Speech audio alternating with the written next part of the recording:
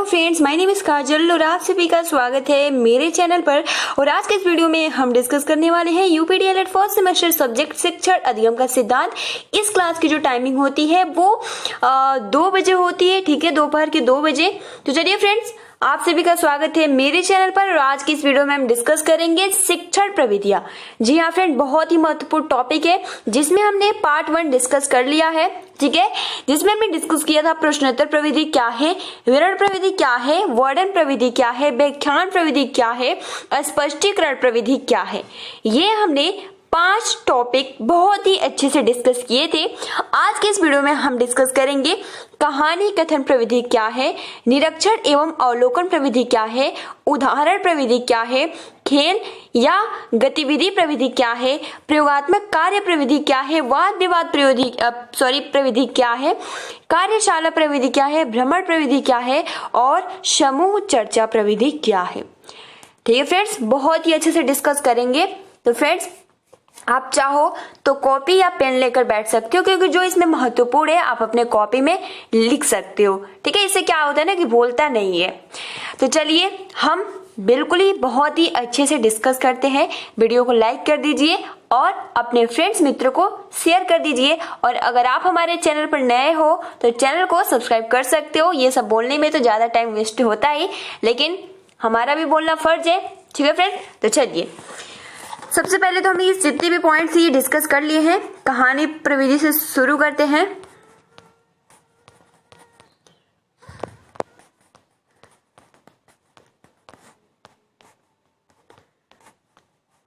तो फ्रेंड्स देखते हैं, यहां से आपका स्टार्ट हो गया कहानी कथन प्रविधि, ठीक है। आप वीडियो का क्वालिटी 240p कर लीजिएगा।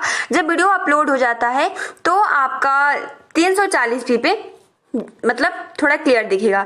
अब भी 240 पे क्लियर दिखता है, ठीक है। तो देखिए, बहुत ही अच्छे से जानेंगे हम कहानी कथन प्रविधि क्या है। जैसे कि एक राजा था, एक राजकुमारी थी, ठीक है, और एक परी भी थी। जैसे वाक्यों से शुरू होने वाली कहानियां हम सभी ने अपनी दादी नानी से सुनी होगी, ठीक है। उसमें बताई गई बातें हम सभी को याद भी है। यहाँ विधा जो है वो कहानी कथन कहलाती है। इसका सबसे बड़ा महत्व यह है कि यदि शिक्षण का अस्थायी प्रभाव डालना हो तो शिक्षण को कल्पना द्वारा आकर्षक तरीके से कथा का रूप देकर प्रस्तुत किया जाए तो बच्चे जल्दी सीखेंगे। कक्षागत अनुशासन भी बना रहेगा और उनमें जिज्ञासा जागृत होगी। यह विधि मुख्यतः मौखिक होती है, ठीक है, यानी मौखिक रूप से केवल बोला जाता है। तो ये जो हम कुछ भी कहानी के थ्रू समझते हैं तो क्या होता है, बहुत ही आसानी के साथ याद भी हो जाता है। और अगर आपने बचपन में सुना भी होगा कहानी तो आपको अभी तक याद होगा, वो भूलता नहीं है, वो अस्थायी रूप से आपके माइंड में कहीं एक कोने पे जाके सेट हो जाता है, जो कभी भूलता भी नहीं है, ठीक है। तो ये आपका होता है कहानी कथन प्रविधि। फ्रेंड्स, अब हम ये जानने का प्रयास करते हैं कि जो आपका कहानी कथन प्रविधि है, ठीक है, इसके महत्व क्या है, इसके बारे में हम थोड़ा सा डिस्कस करते हैं। तो देखिए, कहानी कथन या कहानी विधि का महत्व क्या है। तो इसमें क्या होता है, एकाग्रता होता है। बिल्कुल ही एकदम 100% बात सही है। सबसे महत्वपूर्ण जो इसमें पॉइंट्स है, अगर आपसे कोई पूछे कि कहानी का महत्व क्या है तो उसमें सबसे पहला होता है एकाग्रता। जब कोई कहानी, एग्जाम्पल के लिए आप, जैसे मैं कोई कहानी सुनाऊंगी, अगर मैं पढ़ाऊंगी तो उतना आपको ध्यान एकाग्रित नहीं होगा, लेकिन जैसे ही मैं कोई अगर कहानी सुनाऊंगी तो आप पॉइंट टू पॉइंट बहुत ही ध्यान से सुनेंगे। तो इसमें सबसे पहला जो पॉइंट हो जाता है वो हो जाता है एकाग्रता, ठीक है। सेकंड जो होता है कल्पना विधि का महत्व में, वो होता है कल्पना शक्ति का विकास। जी हाँ फ्रेंड्स, जैसे कि मान लीजिए कोई कहानी, जैसे कि एक राजा था, एक रानी थी, इस तरीके से अभी हमने शुरू में देखा। तो हमारे माइंड में, अभी हमने शुरू में बाल विकास में पढ़ा था, तो वैसे ही हमारे माइंड में वैसे ही प्रतिमाएं, इमेजेस बनते जाते हैं। कल्पना हम वैसे ही सोचने लगते हैं कि हाँ वैसे होंगे, ऐसे होंगे, ठीक है, वो मार रहा होगा, वो जा रही होगी, इस तरीके से हमारे मन में वैसे प्रतिमाएं, इमेजेस हम लोग कल्पना करने लगते हैं। तो ये आपका दूसरा हो गया। पहला ये आपका एकाग्रता, दूसरा कल्पना शक्ति का विकास हम बहुत ही धीरे धीरे और बहुत ही अच्छे से डिस्कस करेंगे ताकि आपको समझ में आ जाए। तीसरा जो पॉइंट है वो है अधिगम की तीव्रता, यानी सीखने में बहुत ही तीव्रता आ जाती है। ठीक है, तो कहानी विधि मनोवैज्ञानिक होने के कारण शिक्षण क्षेत्र में सबसे लोकप्रिय है। इसे और भी प्रभावी बनाया जा सकता है यदि कुछ बातों का ध्यान रखा जाए तो फ्रेंड्स, आप कहानी विधि का महत्व बहुत ही अच्छे से याद कर लीजिएगा। एकाग्रता, कल्पना शक्ति का विकास और अधिगम की तीव्रता, बस ये 3 पॉइंट आप सभी को याद करना है। बहुविकल्पीय प्रश्न में पूछा जा सकता है कहानी विधि का महत्व क्या है, कौन कौन से है, तो आप 3 लिख सकते हो, या फिर अति लघु में या लघु उत्तरीय में इस तरीके से प्रश्न पूछे जा सकते हैं। और फ्रेंड्स, मैं आप सभी को बता दूं कि आप लोग का कमेंट्स आता है कि अगर हम टेट की तैयारी करें या सुपर टेट की तैयारी करें तो इसके लिए हमें कौन सा सिलेबस या कहाँ से पूछा जाता है। तो फ्रेंड्स, ये अगर आप डीएलएड चारों सेमेस्टर बहुत ही अच्छे से पढ़ लेते हो तो इसी में से आपके एग्जाम में पूछा जाता है। केवल और केवल आपका जो करेंट अफेयर्स होता है वो बाहर से पूछा जाता है। ठीक है, अदर बाहर से कुछ नहीं पूछा जाता है। तो फ्रेंड्स, हम इस पे अपने टॉपिक पे आते हैं, हम अपने चैप्टर पे आते हैं। ठीक है, तो कहानी विधि को और प्रभावी किस तरीके से बनाया जा सकता है इसके बारे में हम थोड़ा सा डिस्कस करते हैं।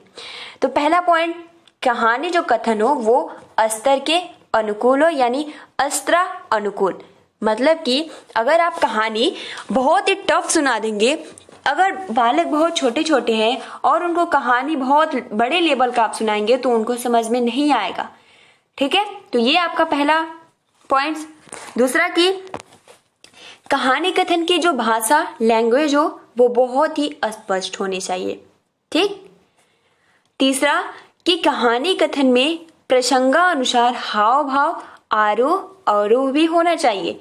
ठीक है, जैसे एग्जाम्पल के लिए अगर हम बात करें कि अगर कोई कहानी सुना रहा है, अब उसमें उसके चेहरे पे ना उसके हाव भाव कुछ भी नहीं है, तो वो कहानी सुनाने में इंटरेस्ट ही कहाँ आएगा।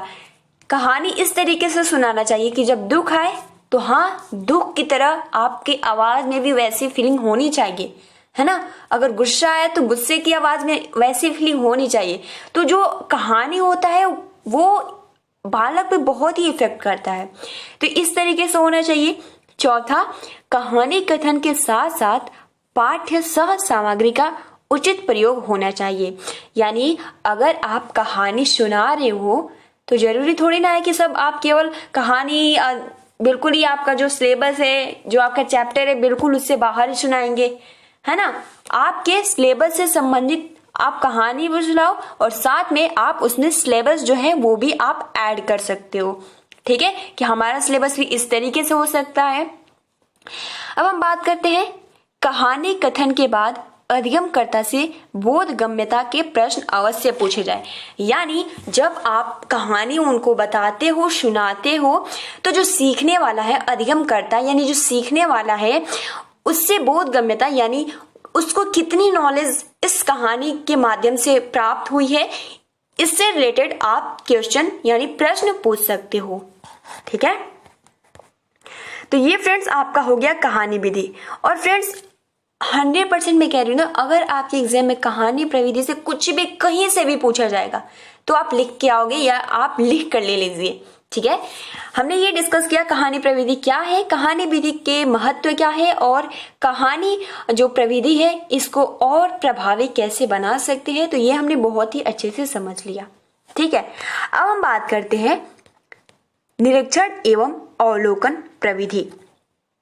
ठीक है, नाम से ही है निरीक्षण करना, जांच करना। ठीक है, तो चलिए अब हम इस पे डिस्कस करते हैं। यह तथ्य पूरी तरह स्थापित है कि देखी हुई घटना वस्तु भूलती नहीं है। बिल्कुल सही। अगर आप रास्ते में आ रहे हो और कोई घटना हुआ हो तो जरूरी थोड़ी ना है कि आप घर आते ही भूल जाते हो, ऐसा कभी नहीं होता है। आपको वो घटना हमेशा के लिए याद रहता है। ठीक, कोई बड़ा घटना होता है तो वो घटना याद रहता है। तो यही कहा जा रहा है कि यह तथ्य पूरी तरह स्थापित है कि देखी हुई घटना वस्तु भूलती नहीं है और इसका प्रभाव हमारे मस्तिष्क पर अस्थायी होता है, ठीक है, यानी अस्थायी रूप से बैठ जाता है।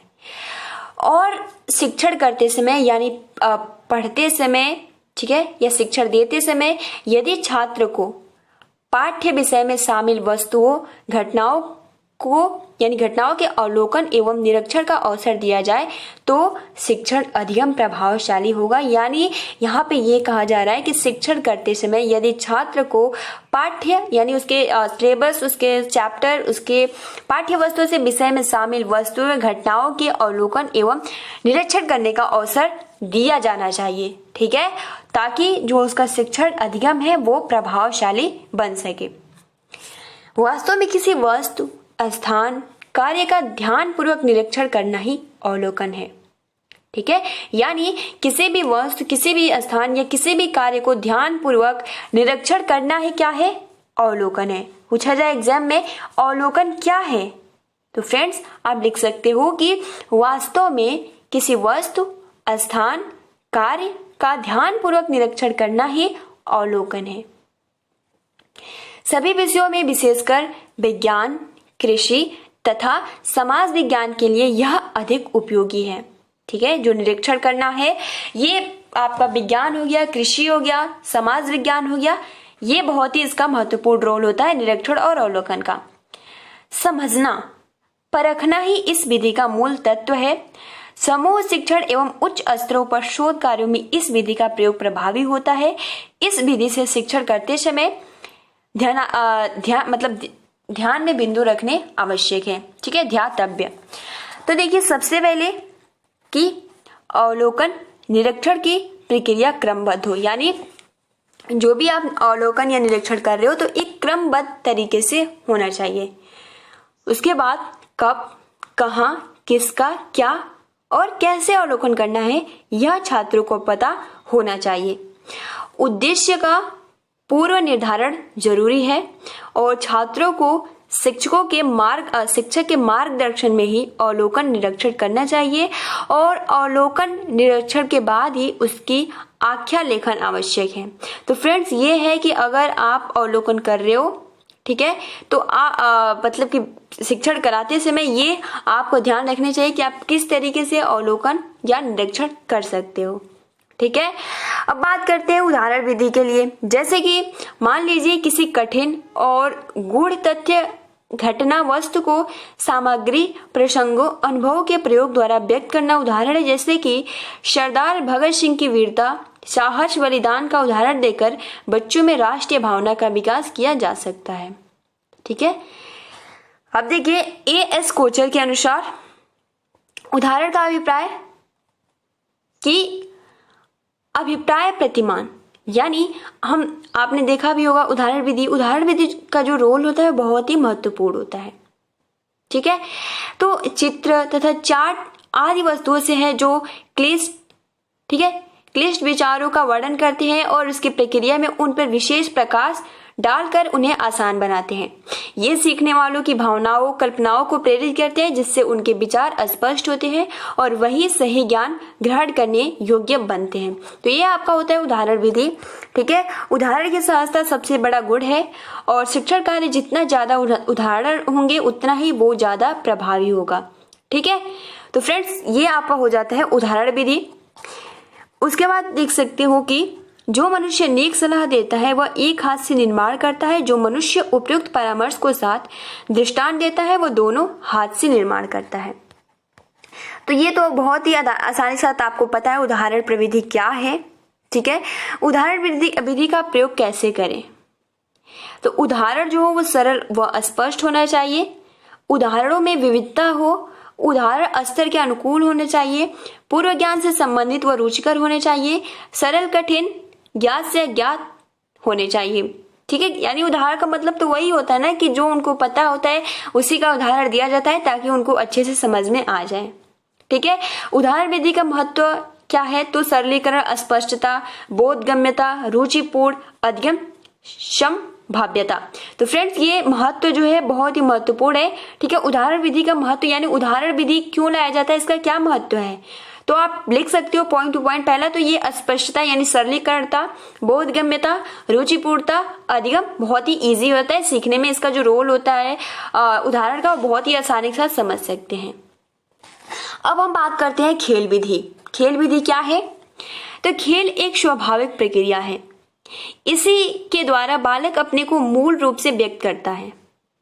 ठीक है, जो खेल विधि होता है, खेल एक स्वाभाविक प्रक्रिया होता है और इसी के द्वारा बालक अपने को मूल रूप से व्यक्त करता है। ह्यूजेस एवं ह्यूजेस के अनुसार वह विधि जो बालकों को उसी उत्साह से सीखने की क्षमता देती है जो उनमें स्वाभाविक रूप में पाई जाती है, प्रायः क्रीड़ा विधि कहलाती है।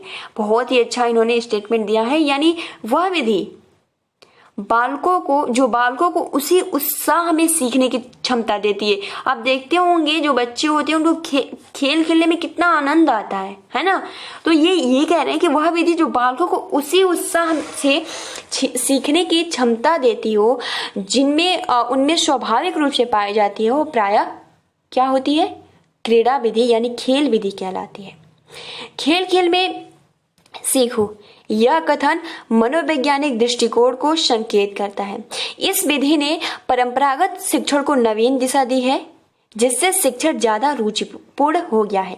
रायबर्न ने इसके महत्व को बताते हुए कहा भी है कि यह विधि बालक की रचनात्मक शक्तियों को प्रोत्साहित करती है, सामाजिक गुणों को विकसित करके समूह प्रवृत्ति का विकास करती है और शारीरिक, मानसिक और सामाजिक आध्यात्मिक शक्तियों का विकास कर व्यक्तित्व को संतुलन करती है। तो फ्रेंड्स, ये किसका स्टेटमेंट किसने कहा है? तो रायबर्न ने कहा है।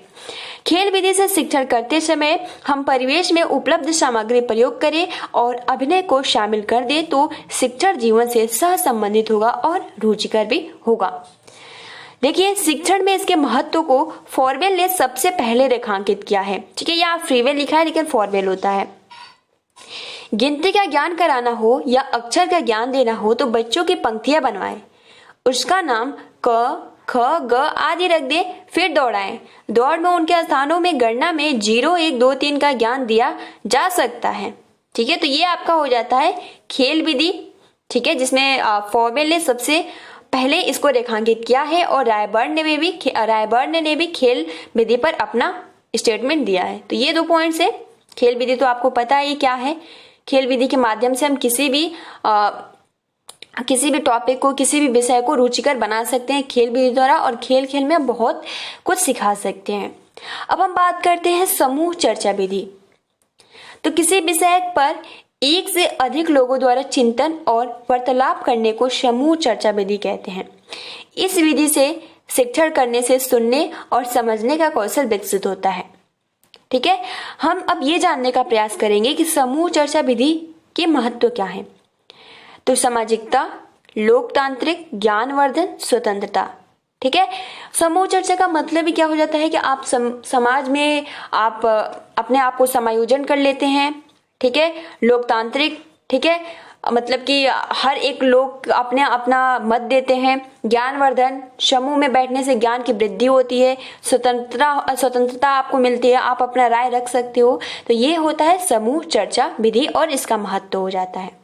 ठीक है, यह विधि अधिगम पर ज्यादा जोर देती है। समूह चर्चा करने से एक ओर जहां खुलकर अभिव्यक्ति का अवसर होता है, वहीं दूसरी ओर विषय भी स्पष्ट होता चलता है और इस विधि में शिक्षक शिक्षार्थी दोनों का ही समान रूप से सहभागिता एवं सक्रियता रहती है। फ्रेंड्स, जैसे कि हम बता दें कि जो सामूहिक समूह चर्चा प्रविधि होती है, विधि होती है, इसका रोल बहुत अहम होता है, क्योंकि हमने इसके पहले डिस्कस किया था कि जो सबकी मानसिक जो भिन्नता होती है, जो उनका व्यक्तिगत भिन्नता है, एक जैसे नहीं होती, सबके अलग अलग होते हैं और हर किसी में कुछ ना कुछ नया होता है। और जब वो एक साथ बैठ के नया कुछ, आपने देखा भी होगा मीटिंग्स होता है, इसीलिए होता है ताकि कुछ नया उससे उभरे। ठीक है, तो ये इसलिए समूह चर्चा विधि का बहुत ही महत्वपूर्ण रोल होता है। आपने देखा भी होगा कि अगर आपको पढ़ना है, ठीक है, और अगर आपके 4-5 दोस्त आप एक साथ बैठ के पढ़ते हो तो बात ना करके आप अपने सिलेबस पे डिस्कस करेंगे, कोई नया लाएगा, कोई दूसरा नया टॉपिक लाएगा, तो आप समूह चर्चा यानी बात वार्तालाप में ही बहुत कुछ सीख लेंगे और आपको पता भी नहीं चलेगा। लेकिन अगर आप अकेले सीखते हैं, बट अभी कुछ ऐसा समय आएगा कि आप पढ़ते पढ़ते जाएंगे और कुछ ऐसा शब्द आएगा जो आपको समस्या में ला देगा और आपको समझ में नहीं आएगा, और जब पढ़ेंगे तो आपको बहुत ही बोरिंग फील होगा। ठीक है, आपको समझ में नहीं आएगा, आप रख के फिर से सो जाएंगे या कुछ और करने लगेंगे। बट अगर आप समूह में पढ़ते हो, जिससे क्या होता है कि अगर आपको नहीं आता है तो दूसरे से पूछेंगे, वो नहीं जानता है तो तीसरे उसके बारे में 100% है कि वो कुछ ना कुछ तो बताएगा ही। तो समूह चर्चा विधि का बहुत ही महत्वपूर्ण रोल होता है। ठीक है, जैसे कि आप देख सकते हो कि ध्यान में रखने वाले बिंदु, जैसे कि चर्चा का जो विषय होना चाहिए स्पष्ट होना चाहिए, चर्चा का माध्यम एक ही भाषा होनी चाहिए। ठीक है, उसी में कोई हिंदी बोलेगा, कोई संस्कृत बोलेगा, कोई इंग्लिश बोलेगा, कोई पंजाबी बोलेगा, तो वो सब लोग अपने भाषा पे ज्यादा ध्यान देंगे और समझने पे कम। ठीक है, अब बात करते हैं चर्चा में छात्रों को छोटे छोटे समूहों में बांट देना चाहिए। ठीक है, और अनावश्यक विवाद ना हो। जैसे मैंने अभी बताया ना कि बिना मतलब की बात समूह चर्चा में होगा तो फिर आप समझते हो क्या होगा, तो इसलिए अपने सिलेबस से रिलेटेड ही बातें करनी चाहिए समूह में। ठीक है, और शिक्षक इस बात के प्रति जागरूक रहे और चर्चा के अंत में प्रश्न पूछकर बोधगम्यता का पता लगाना चाहिए। ठीक है, भारत में शिक्षा के स्तर पे गिरावट पर चर्चा करें और सीखे, यानी आपको इस पे डिस्कस करना है कि भारत में शिक्षा का स्तर गिरावट पर चर्चा। ठीक है, तो ये आपका हो जाता है समूह चर्चा विधि। अब हम बात करते हैं प्रयोगात्मक विधि। ये क्या है? प्रयोगात्मक है ना, नाम से यह स्पष्ट है, जिस विधि में प्रयोग करके सिखाया जाए वह शिक्षण की प्रयोगात्मक विधि कहलाती है। इस विधि का आधार वैज्ञानिकता एवं तार्किकता है और प्रयोग द्वारा शिक्षण करने से छात्र सक्रिय एवं एकाग्र रहते हैं और स्वयं करके सीखने का अवसर होने से अधिक अस्थायी होता है। और इस विधि में बालक की समस्त इंद्रियां सक्रिय होती है, इसलिए सीखना सरल व सहज होता है। यानी प्रयोग करके और सीखना, करके सीखना। ठीक है, स्वयं करे और देखे। लाल और हरा रंग मिलाने से कौन सा रंग होता है? तो आप अगर आपके पास रेड और ग्रीन पेन है, रंग है, तो आप मिला के देखिए कौन सा कलर होगा। अगर आपको पता है तो आप कमेंट्स बॉक्स में बता सकते हो। अब देखिए प्रयोग विधि का उपयोग किस तरीके से कर सकते हैं, यानी किसी वस्तु के बारे में जानना हो तो क्या क्या करेंगे। ठीक है, जैसे कि वस्तु देखने में कैसी है, वस्तु का रंग कैसा है, वस्तु का आकार कैसा है, छूने पर वस्तु कैसी लगती है, पटकने पर कैसी आवाज आती है, वस्तु हल्की है या भारी। ठीक है, तो आप इस तरीके से किसी वस्तु के बारे में, आप किसी भी वस्तु के बारे में इस तरीके से इतनी जानकारी, आपके इतने सारे प्रश्न आते हैं तो आप प्रयोग करके खुद ही देखेंगे। ठीक है, तो देखिए फ्रेंड, इन्हें भी जाने, यानी प्रयोग विधि जो है वो क्रियाशील बनाती है क्योंकि आप खुद करते हो। ठीक है, और ज्ञान प्रक्रिया दो तरफा होती है और कल्पना या वह यथार्थ का अंतर पता चलता है, जिज्ञासा में पूर्ति सहायक है। तो ये बहुत ही महत्वपूर्ण पॉइंट्स है। अब देखिए अगला है आपका वाद विवाद प्रविधि। वाद विवाद प्रविधि बहुत ही महत्वपूर्ण है। ठीक है, और आपके लाइफ में इस तरीके का प्रविधि भी होना चाहिए। ठीक है, बात करते हैं वाद विवाद प्रविधि की। तो महिलाओं के व्यवसाय में आवश्यकता इस विषय पर एक पक्ष है, महिलाओं का व्यवसाय करना जरूरी है, दूसरा पक्ष नहीं जरूरी है। जब किसी विषय पर चर्चा के लिए दो पक्ष होते हैं, उनके अलग अलग मत होते हैं और दोनों की ही चर्चा के बाद निष्कर्ष निकाला जाता है, इस विधि को ही वाद विवाद विधि कहते हैं। ठीक है, तो ये आपका क्या होता है, वाद विवाद प्रविधि। एक पक्ष दूसरा पक्ष, उन दोनों पक्ष के डिस्कस करने के बाद वाद विवाद हो जाने के बाद एक निष्कर्ष निकलता है कि इसका पॉइंट क्या है। ठीक है, तो ये आपका होता है वाद विवाद प्रविधि। हमने ये जान लिया कि वाद विवाद प्रविधि क्या होता है। अब हम ये जानने का प्रयास करेंगे कि इसका महत्व क्या है ना। तो अभिव्यक्ति की स्वतंत्रता रहती है। जो आपका वाद विवाद होता है उसमें आपका पूरा हक होता है। अब अगर आपने न्यूज देखते होंगे तो उसमें आप डिबेट देखते होंगे ना, उसमें पूरा रहता है कि हाँ आप बोल सकते हो, और जब कोई ज्यादा बोलते हैं तो क्या होता है, म्यूट कर देते हैं उन लोगों का आवाज। तो यही होता है कि अभिव्यक्ति की स्वतंत्रता रहती है और प्रसंग तथ्य को स्पष्ट करने में सहायता मिलती है, जिज्ञासाएं शांत होती है, नवीन ज्ञान में वृद्धि होती है, मानसिक विकास के लिए उपयोगी है, माध्यमिक कक्षा से उच्च कक्षा के लिए महत्वपूर्ण है, सुनने बोलने का कौशल विकसित होता है। ठीक है, तो ये आपका हो जाता है क्या, तो वाद विवाद प्रविधि। ठीक है, और फ्रेंड्स यहां से स्टार्ट होता है कार्यशाला प्रविधि, जो कि बहुत ही महत्वपूर्ण है। ठीक है, कार्यशाला प्रविधि ये बहुत ही महत्वपूर्ण है। तो चलिए हम इसके बारे में भी जानते हैं कि है क्या।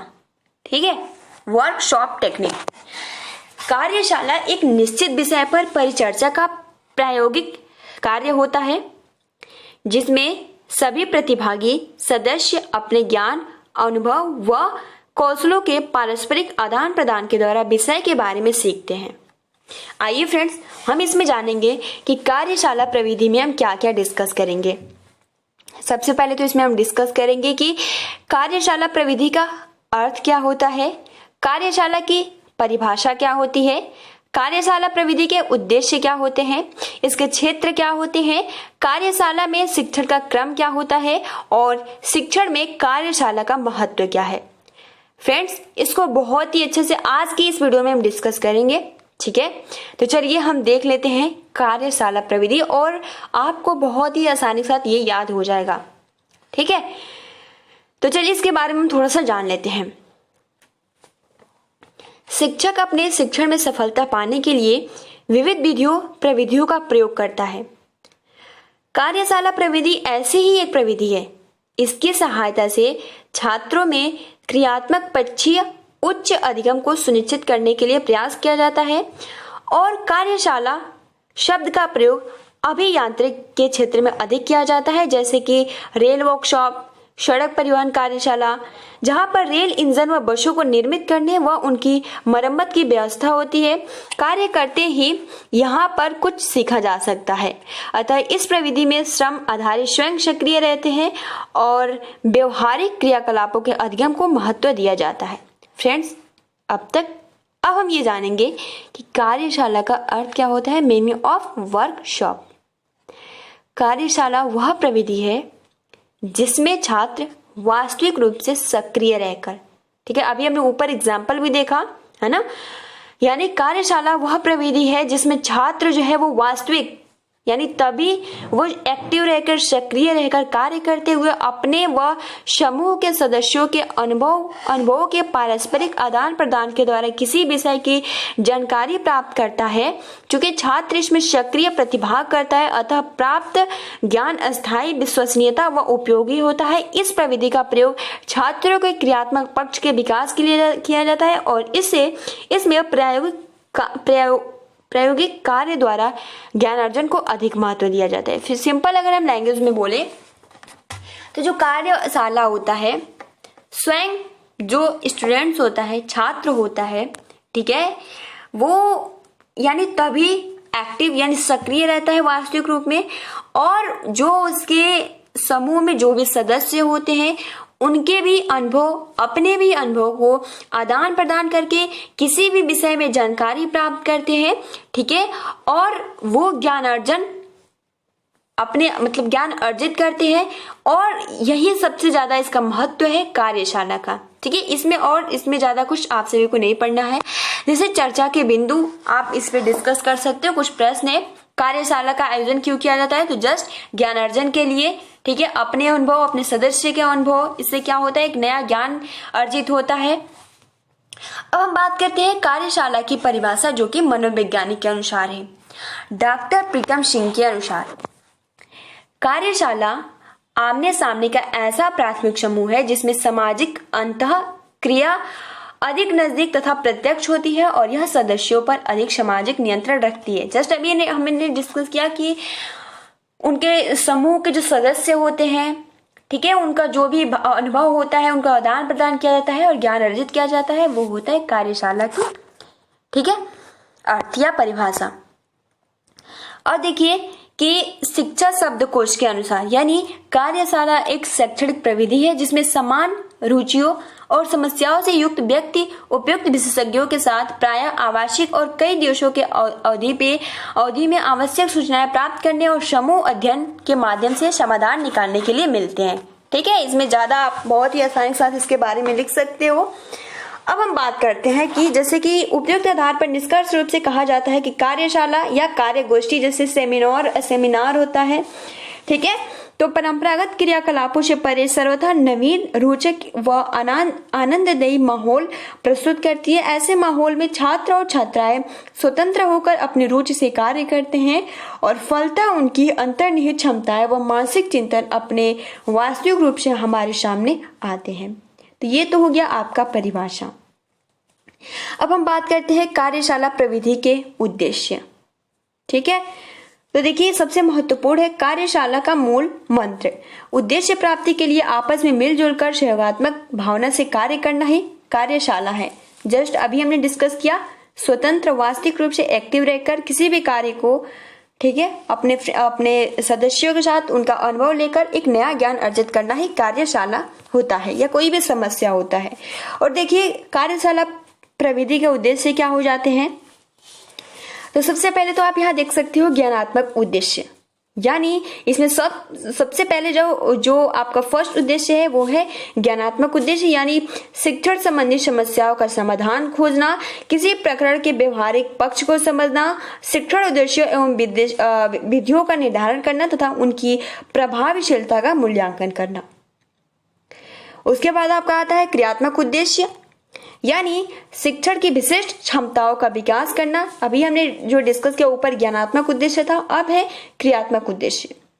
समूह में कार्य करने व सहयोग की भावना का विकास करना, शिक्षण की प्रभावी विधियों और प्रविधियों का निर्धारण करना, शिक्षा व शिक्षण के नवीन उपागमों का प्रशिक्षण देना, शिक्षण कौशल का विकास और सुधार करना। तो ये आपके उद्देश्य हो जाते हैं। 2 उद्देश्य हैं कार्यशाला प्रविधि के, एक तो आपका ज्ञानात्मक उद्देश्य और दूसरा होता है क्रियात्मक उद्देश्य। अब देखिए कार्यशाला का क्षेत्र क्या है। तो शिक्षा के क्षेत्र में कार्यशाला प्रविधि बेहद उपयोगी है। इसका उपयोग शिक्षण में व्यापक रूप में किया जा सकता है और इसके क्षेत्र में निम्नलिखित कार्य सम्मिलित हैं। अब कार्यशाला के क्षेत्र कौन कौन से हैं। पहला, पाठ योजना के नवीन प्रारूप बनाने हेतु, क्योंकि बहुत सारे अभी हमने डिस्कस किया, और क्रियात्मक शोध के प्रयोग हेतु, पाठ्य योजना में प्राप्त उद्देश्यों एवं व्यवहारगत परिवर्तनों के रूप में लिखने हेतु, नवीन प्रकार की परीक्षाओं के प्रश्न पत्रों के निर्माण हेतु और विविध प्रकार की प्रश्नावलियों के निर्माण हेतु। ठीक है, तो उपयुक्त के अतिरिक्त किन प्रकरणों हेतु कार्यशाला का आयोजन किया जाता है। तो फ्रेंड्स आप देख सकते हो, पाठ्य योजना के नवीन प्रारूप बनाने हेतु, क्रियात्मक शोध के प्रयोग हेतु, पाठ्य योजना के प्राप्त उद्देश्यों को व्यवहारगत परिवर्तनों के रूप लिखने हेतु। ठीक है, अब देखिए कार्यशाला में शिक्षण का क्रम। तो ये जो शिक्षण का क्रम होता है वो निम्न प्रकार का होता है। पहला, समस्या का चयन, पाठ पर आधारित कार्य के विविध तौर तरीकों, वास्तविक अनुभव का आदान प्रदान, सहभागियों के साथ कार्य। ठीक है, तैयार सामग्री की जांच, परीक्षण और निरीक्षण करना, निष्कर्ष निकालना। ठीक है, यानी सब कुछ जैसे आपका वाद विवाद, समूह चर्चा, उसी का ये अलग थोड़ा सा डिफरेंट रूल है, यानी सेम वही प्रोसेस है। ठीक है, अब हम बात कर लेते हैं शिक्षण में कार्यशाला का महत्व क्या है। तो शिक्षण का प्रमुख उद्देश्य जो है वो व्यक्ति का सर्वांगीण विकास व संतुलित विकास करना है। ठीक है, और प्रमुख दायित्व तो यह है कि वह विद्यालय में ऐसा वातावरण तैयार करे जिसमें प्रत्येक बच्चा स्वयं